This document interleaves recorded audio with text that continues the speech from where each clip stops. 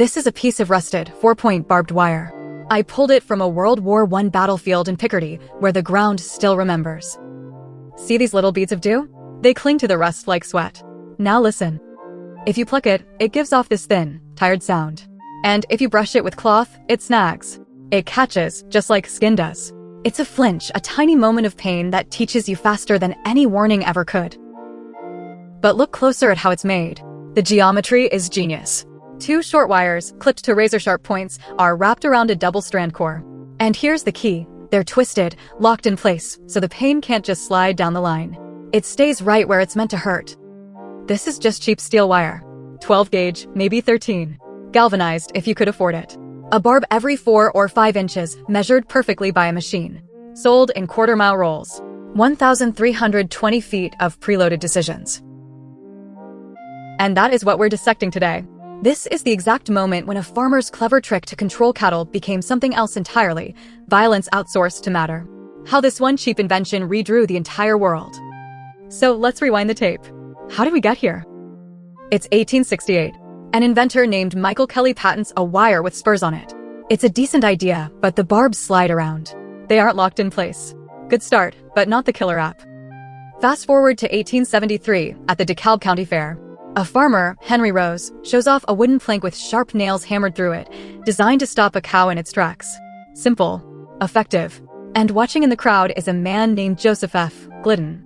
And as he watches the animals flinch away from the nails, a light bulb goes off. Just 1 year later, 1874, Glidden cracks the code. He uses short pieces of wire for the barbs and uses a second wire, twisted tight over the first, to lock them permanently in place. November 24th, he gets U.S. patent number 157,124. He called his design the winner. And he was not wrong. You have to understand, the timing was perfect. The Bessemer process was pumping out cheap, strong steel wire. Zinc coatings could stop rust. And new machines could spool this stuff out by the mile, with barbs placed at perfect, clockwork intervals. Suddenly, a hardware store shelf became the front line of a revolution in how we control space. And you know what happens when an idea is this good and this cheap, right? All-out war. Through the late 1870s and 80s, the money guys move in. A company called Washburn and Mohn starts mass-producing it and suing anyone who even looks at their patent. The patent wars go nuclear, climbing all the way to the Supreme Court. The case is literally called the barbed wire patent. And in 1892, the court decides. Glidden's design, the winner, holds. And the economics? They were undeniable. If you were a homesteader on the timber-poor prairies, a mile of traditional wooden fence could cost you thousands. But a mile of barbed wire? The cost just collapsed. Your power to control land, for every dollar you spent, went through the roof.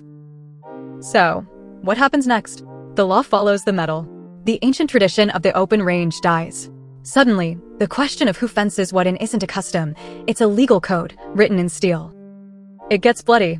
In Texas, from 1883 to 84, you have the fence-cutting wars. So-called night riders cut down illegal fences that rich ranchers had strung across public land and water sources. The state's response? They make fence-cutting a felony. The wire wasn't just dividing fields. It was redrawing rights. For homesteaders, it was security. For cowboys, it was the end of the trail drives. But for the indigenous nations, already devastated by forced removal and the slaughter of the bison, it was a new kind of weapon. A weapon that criminalized their very movement, chopping up their world with lines of cheap metal. This idea, control through cheap, passive pain, was too powerful to stay on the farm. Empire was taking notes. From 1899 to 1902 in South Africa, the British Army uses it on an industrial scale. They create a massive grid of wire between thousands of fortified blockhouses, stretching for thousands of miles. It funnels guerrilla fighters into kill zones and pens civilians into the first concentration camps. It's an assembly line for winning a war. Just a decade later, 1914, the Western Front. Barbed wire becomes a core part of military strategy. It's no longer just a fence, it's a weapon. Soldiers would crawl out into no man's land at night, screwing massive pickets into the frozen earth to hold dense, layered entanglements of wire. Artillery bombardments were planned specifically around how to cut, or not cut, the enemy's wire. And millions of men went over the top only to discover that a simple strand of metal, tangled in the mud, was more than enough to end their lives. And for the rest of the 20th century, that silhouette becomes a symbol. For internment camps. For gulags. For concentration camps. The same cheap, brutal teeth on the horizon of history. The wire itself is neutral. The policy behind it is what makes it evil. So what about now? Has anything changed? Not really. The wire just got smarter. Modern border architecture is layers upon layers of barbed wire, and its even nastier cousin, razor ribbon. But now motion sensors give the wire ears. Exclusion zones use the thread of the wire to teach you that getting close is expensive, and running away is just good sense. Even in quiet suburbia, it dictates the grammar of our lives. We just don't notice it. The cattle paddocks, the property easements, the no trespass signs reinforced by a line of rust. It only takes one snag on your jacket as a kid to learn that lesson for life. And what about animals? Wildlife doesn't read the signs. They learn a different language, and often, it's too late. Pronghorn, kangaroos, even owls get tangled up and lose an argument they never knew they were having with a commercial product. Think about every data center, power substation, or Amazon warehouse you've ever driven past. Those double rows of fencing are property law made physical. They're policy that doesn't need to raise its voice. So here's the secret blueprint, the reason this invention took over the planet. Barbed wire is preloaded consequence. It is harm, laid out in advance, waiting in space, so a person doesn't have to stand there holding a weapon and saying no. It teaches its lesson with a single touch. Pain as a teacher. And after that first touch, the line polices itself. And that is why it scales. You can fence a mile, a border, or an entire battlefront for just the price of wire and posts. This is what true innovation looks like. A cheap material, steel, meets a timeless human need, cheap control. And that innovation quickly calcifies into a global habit. Fence first, ask questions later. But there's a hidden cost here, one that doesn't show up on any balance sheet. Every single deterrent that works on our bodies also works on our minds.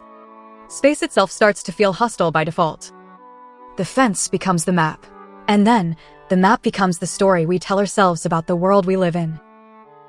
So, what's the diagnosis? Just look around you. The concertina coils on a border wall, the ranch lines so vast you can see them from space, the tops of schoolyard fences, the perimeter of every logistics hub stitched shut at night. We are living in an age of ambient, silent warning. The material hasn't changed much. It's still galvanized steel, maybe paired with razor wire now, but the core logic is identical to Glidden's. Make approaching costly and make retreating instinctive. The law is still taking notes from the metal. Trespass laws, liability rules, security codes. You write a rule on paper, then you weld it into place with steel. Now there is a counter-movement. So-called wildlife-friendly fencing uses smooth top wires and raised bottom wires so deer and antelope can get over or under. It's a tiny apology written in hardware for all the unintended victims of this technology. And what about you? You have the digital version of this in your pocket. Every CAPTCHA, every paywall, every shadow ban you've ever experienced. It is the exact same grammar of friction and enclosure. Invisible barbs designed to make you turn around and go somewhere else. So here is the final verdict. A simple, cheap thorn taught the entire world that control could be mass-produced. The question we have to ask now is not whether the line will hold.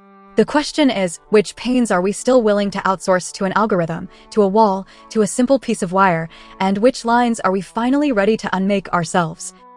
If you think the story of this wire is crazy and how it quietly dictates our lives, then wait until you see the everyday object we cover in the video right there on your screen. You use it every day, and its history is even darker. Click that video, and I'll see you there.